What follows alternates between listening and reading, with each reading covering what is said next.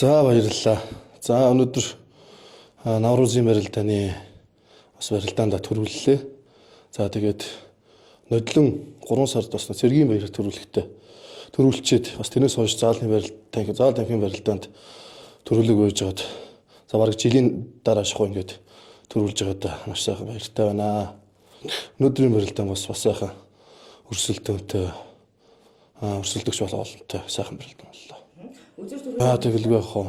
За үзүүр төрний барилдаанд хамгийн Хурц Арслан Монголбаатар гээд дүүтэйг дарж барилдлаа. Тэгэхэд хамаагийн хувьд бол доор бас 5 6 7-гийн даваанд бас нэлийн хүнд барилдаа хийж гарч ирсэн баг харж байхад тий.